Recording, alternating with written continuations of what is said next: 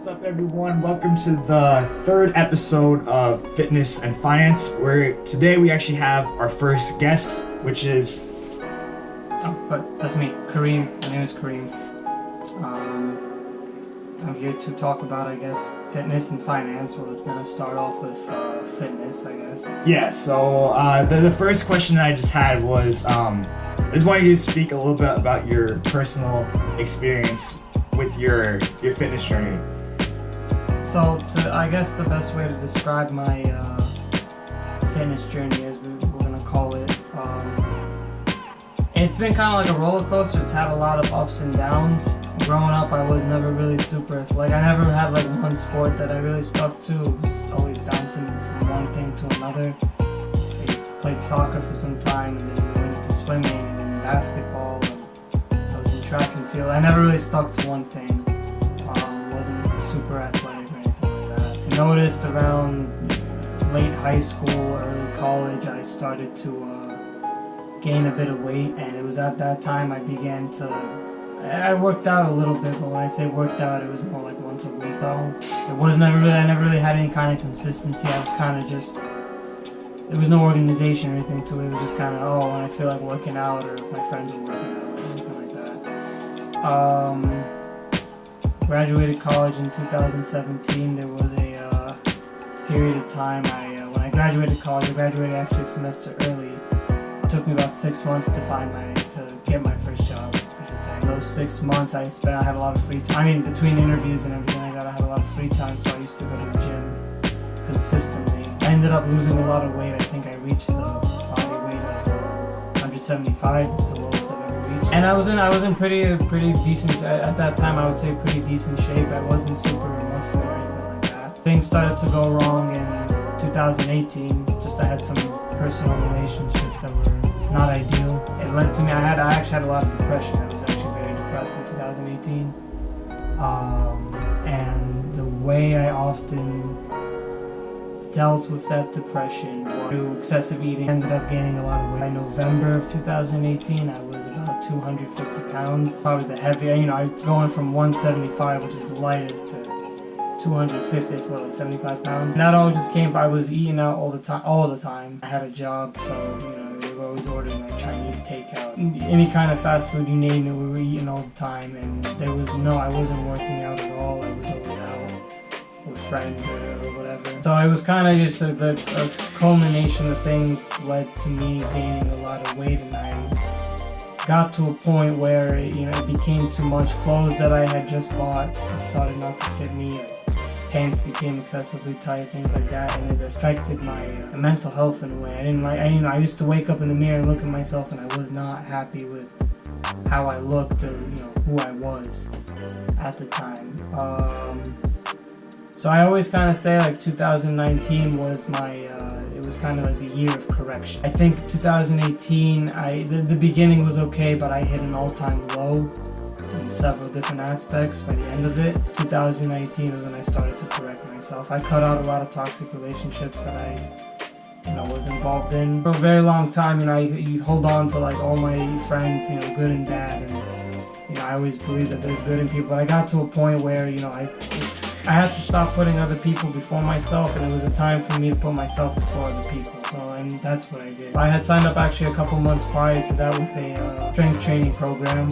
They would buy my work. Did a year with them, a full year from August of 2018 to August of 2019. While I was with them, my main thing that I went wrong with was that I didn't have a consistent diet. I was still every now and then eating junk food or fast food or stuff like that. But I was going 3 times a week to do strength training. I started learning about deadlifts. I started learning the different kinds of, how to do a squat properly. Prior to that, I was going to the gym and doing what I remember one time I went to, before I did this program, I went to the gym and I was going to do an RDL, and I was rounding my back. I was like literally bending over to pick up the bar, and a guy saw me and he comes over to me, he tapped me on the back while I was doing it. He said, "You're gonna pull out your back that way. That's not how you do an RDL."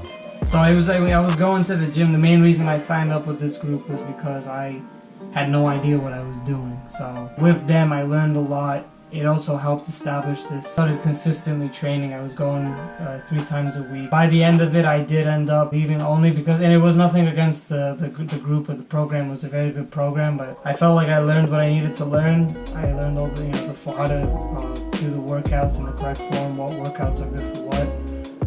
And I kind of wanted to, I got to a point where I said to myself, I want to be able to get up, go to the gym, and train on my own without any kind of incentive. It's not just because, I'm paying all this money every month to a group, and I wanted it to be I wanted to motivate myself. I took a break from training for a while. I noticed that while I was with them, it was a combination of not consistent diet, and on top of that I was doing no cardio. I was still a bit on the heavier side. I think with them, in the entire year of doing strength training with them, I only lost like 15 pounds.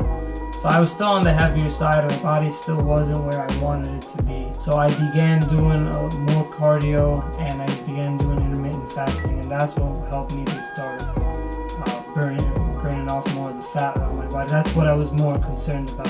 So I did that for a period of time with a heavy focus on the intermittent fasting.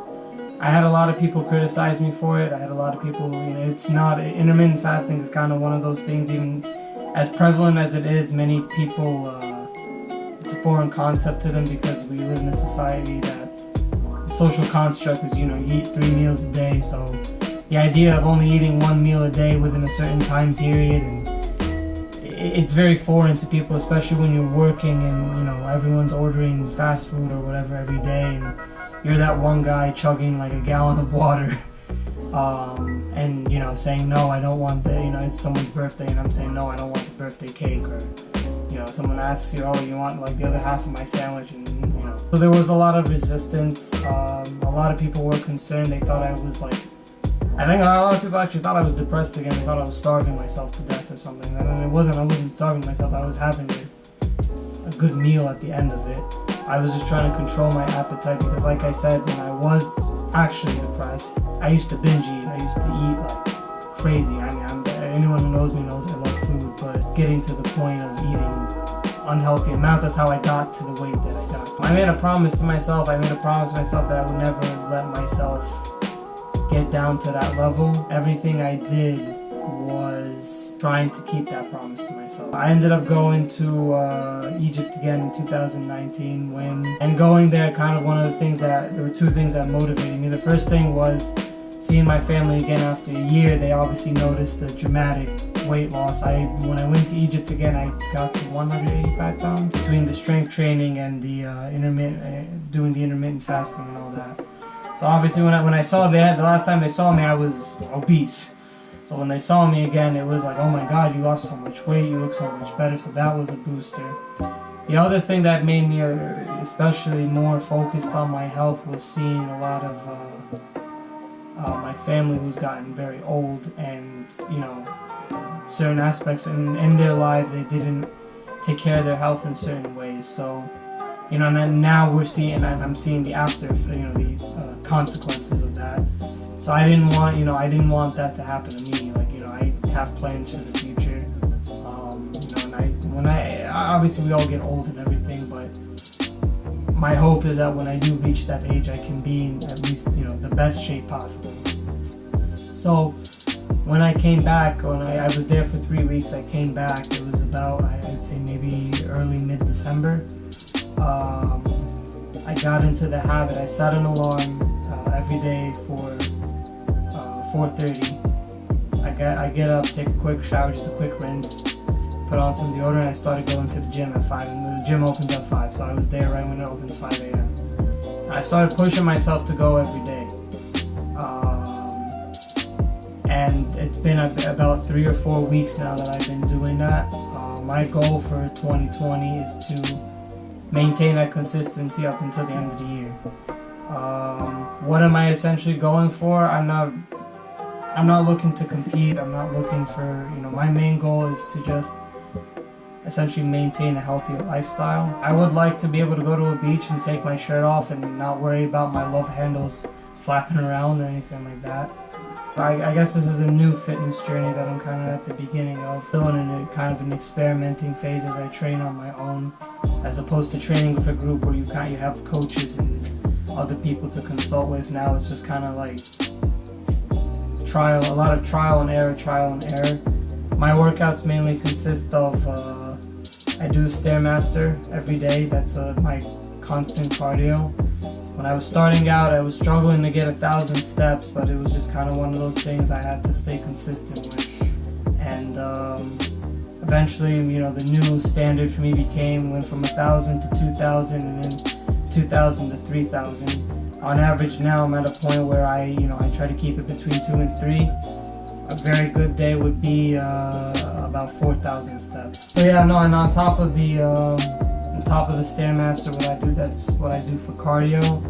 I do some strength training combined with that. So I did transition a bit. In the beginning, it was more cardio focused.